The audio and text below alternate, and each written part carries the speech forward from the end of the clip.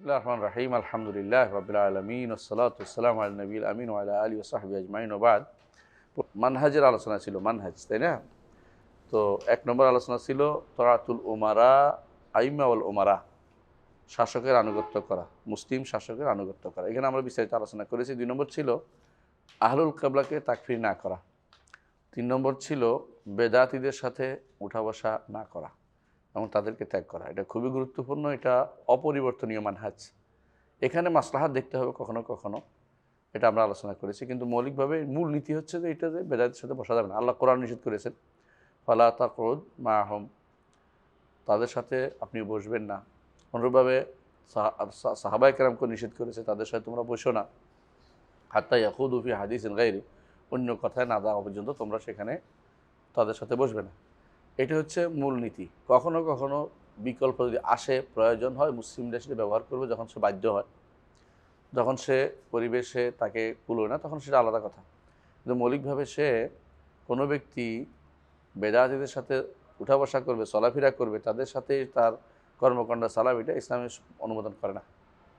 কারণ বেদাতি যদি কোনো সুন্নার সাথে একসাথে চলে, তাহলে বেদাতির কি, বেদাতে জয় জয়কার হবে, সুন্নার রহমান হবে। সুন্নার রহমান করা যাবে না, সুন্নার রহমান করা যাবে না। আমাদের সালাফদের থেকে এটা আমরা পেয়েছি যে অবশ্যই বেদাতিদেরকে, তাদেরকে তুচ্ছ জ্ঞান করতে হবে। এখানে তাই বলা হয়েছে যে ইউহজার ও ইউফতাকার, তাকে পরিত্যাগ করতে হবে, হাকির বর্ণনা করতে, হাকির বলতে হবে। ওয়া তুজতানাব গোদ্দাতু, এবং তার বেদাতকে পরিত্যাগ করে চলতে হবে, তার বেদাতকে পরিত্যাগ করে চলতে হবে। কারণ তার এই বেদাতটা হচ্ছে, বলতেছে যে যাদের হয়, কুষ্ঠরোগী হয়, কুষ্ঠরোগী ছিলেন তো, মানে চামড়া উঠে যায়, আওরটা একবারে উঠে চলে আসে, এরকম যাদের কুষ্ঠ আছে, কুষ্ঠের চেয়েও বেশি ভয়ানক হচ্ছে বেদাত। আপনি কুষ্ঠ থেকে পালান, তাই না? বলে না ফেররামিনাল মাইসুম ফেরারা কামিল আসাদ, সিংহের চেয়েও ভয়ে ফেরার থেকে, সিংহ থেকে পালান। মানুষ সাধারণত তবেই এইভাবে রোগী ব্যক্তির সাথে হাত মিলাতে চায় না, তাই না? যার ইমানি শক্তি শক্ত আছে, সেই ব্যক্তি হয়তো কখনো কখনো কুষ্ঠরোগীর সাথে হাত মিলায়, কিন্তু অন্যরা যারা ইমানি শক্তি দুর্বল আছে, তারা শুধু শুধু হাত মিলায়, সন্দেহ করে সারা জীবন কষ্ট পাওয়ার দরকার নেই। কারণ লেগে গেল কিনা, আমার ওই হলো কিনা, ওই হলো কিনা, সোঁয়াশে আসলো কিনা, যাদের দুর্বলতা আছে ইমানি, তারা কখনো এই মিলানো উচিত না। কারণ তারা বুঝতে হবে যে জিনিসটা আমার অন্তরের ভিতরে খুঁতখুত করবে। মানসিক শক্তি আমার এত এত নেই। রাসূলুল্লাহ সাল্লাল্লাহু আলাইহি ওয়াসাল্লাম কখন নিষেধ করেছে, তাকে দূরে রাখছে, তারপরেও যখন একদিন খেতে আসছে কেউ, তার সাথে খাইছে, এটাও প্রমাণ পাওয়া যেত। বোঝা গেল যে তার ইমানি শক্তি যত বেশি হবে, তার জন্য অনেক কিছুই এরকম পরিত্যাগ করা যায়। এগুলো বিশেষ করে শ্বাস রোগের বিষয়টা। তো ইমানি শক্তি মানুষের এখন খুবই কম, সুতরাং মানুষ কত সাংঘাতিকভাবে ছোঁয়াশে বিশ্বাস করতে থাকে। সর্দিতেও মানুষ ছোঁয়াশে খোঁজে, সেখানে আর এটা তো আরও ভয়ানক ব্যাপার। অনেক সময় দেখবে যে যাদের শ্বেত রোগ আছে, ওদেরকেও অনেকে হাত মিলাতে চায় না। সাদা হওয়ার রোগ আছে না, হাত, আমার হাতে না আবার চলে আসে। তো এরকম অনেক কিছুই হইতে পারে। এই জন্য শরীয়তে এটা একটা ব্যালেন্স করেছে, ব্যালেন্স করেছে। কিন্তু সেটা হলো আরেক মাসালা। আমরা যেটা মাসালা আছে, এটা হচ্ছে যে বেদাতীদের থেকে দূরে থাকতে হবে, যেমনিভাবে তুমি কুষ্ঠরোগী থেকে দূরে থাকো। কেন? কুষ্ঠরোগী সাধারণতভাবে গ্রহণ করে না মানুষ, এবং চাকে ভয় পায়, তার ব্যাপারটা যে আমার কাছে না এসে পড়ে।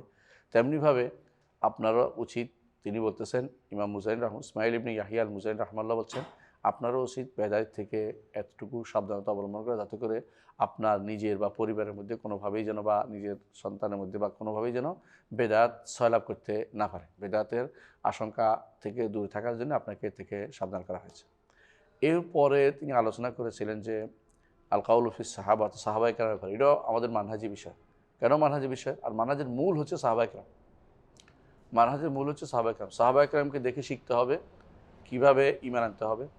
সাহাবায়ে কেরামকে দেখতে হবে কীভাবে রাসূল ফর রিসালাতের উপর নিজেকে, রিসালাতের দাবিতে প্রতিষ্ঠিত থাকতে হবে। সাহাবায়ে কেরামের উপরেই, সাহাবায়ে কেরামের বক্তব্যের উপর নির্ভর করবে আপনি কোরআন হাদিস বোঝার নিয়মটা। সাহাবায়ে কেরামের বক্তব্য নির্ভর করবে কীভাবে আইম্মাদের তাআত করতে হয়। সাহাবাকে উপর নির্ভর করবে আহলে কিবলাকে তাকফির করবে কি করবে না, প্রত্যেকটা জিনিস আপনার সামনে থাকবে সাহাবায়ে কেরাম। এটাকে অনেক সময় আমাদের দেশীয় ভাষায় মেরিয়ার হক বলে, মেরিয়ার হক। অনেক সময় অনেকে মেরিয়ার হক নিয়ে বাড়াবাড়ি করে। নিঃসন্দেহে মেয়ার হক হচ্ছে রাসূলুল্লাহ সাল্লাল্লাহু আলাইহি ওয়াসাল্লাম, মুহাম্মদ রাসূলুল্লাহ সাল্লাম, কিন্তু তাকে মানার ব্যাপারে হক চিনবেন কী করে? কারণ এক একজন এক একটা রসুলের এক একটা বক্তব্যকে ভিন্নভাবে উপস্থাপন করতে পারে। এই জন্য আপনাকে যদি রাসূলুল্লাহ সাল্লাল্লাহু আলাইহি ওয়াসাল্লামকে মানার ক্ষেত্রে সাহাবায়ে কেরাম হবে আপনাকে মানার জন্য মানদণ্ড। যে যেভাবে যেভাবে রাসূলুল্লাহ সাল্লাল্লাহু আলাইহি ওয়াসাল্লামকে সাহাবায়ে কেরাম মানছে, যেভাবে কোরআনকে বুঝছে, যেভাবে হাদিসকে বুঝছে, যেভাবে তারা বিভিন্ন মানহাজি বিষয়ে আলোচনা করেছে, সেগুলির মধ্যে আমাদের মানহাজ হবে রাসূলুল্লাহ সাল্লাল্লাহু আলাইহি ওয়াসাল্লামের সাহাবীদের। সাহাবায়ে কেরাম যেটা করছে সেটার উপরে। এই জন্য তিনি বলছেন, সাহাবায়ে কেরাম বিষয়টা উল্লেখ করেছেন এবং উল্লেখ করেছেন যে আবু বকর, ওমর দুজন হচ্ছে সবার আগে, তারপরে ফারুক, তারপরে ফারুক দ্বিতীয়, আবু বকর আগে, ফারুক দ্বিতীয়, 3 নম্বর হচ্ছে ওসমান, 4 নম্বর হচ্ছে আলী ইবনে আবি তালিব রাদিয়াল্লাহু আনহু। এই নীতি একটু ব্যতিক্রম করলে সে ব্যক্তি আর মানহাজের উপর নাই, অর্থাৎ সে ব্যক্তি সহি আকীদায় নাই, সে ব্যক্তি সহি মানহাজে নাই। অনেকে এটাই বলতে পারে সহি মানহাজের এখানে দরকার কী? কারণ এরা বিরোধিতা করলে হয় খারেজি হবে না শিয়া হবে, তাই তো? এরপরে অথবা ভিন্ন ভিন্ন মতে বিভক্ত হয়ে যাবে। তো এটা আমাদের খুব দরকার। অনেকে মনে করে এটা হলে কী হয়েছে, না হলে অনেক কিছুই, না হলে কী হয়েছে, না হলে কিছু বলতে পারে, কিন্তু এটা হলেই শেষ। অর্থাৎ তারাই হচ্ছে পথভ্রষ্ট হয়ে যাবে এবং 73 ফেরকা 72 ফেরকার ভিতরে ঢুকে যাবে, অথবা ঈমান হারা হয়ে যাবে, দুটোর একটা।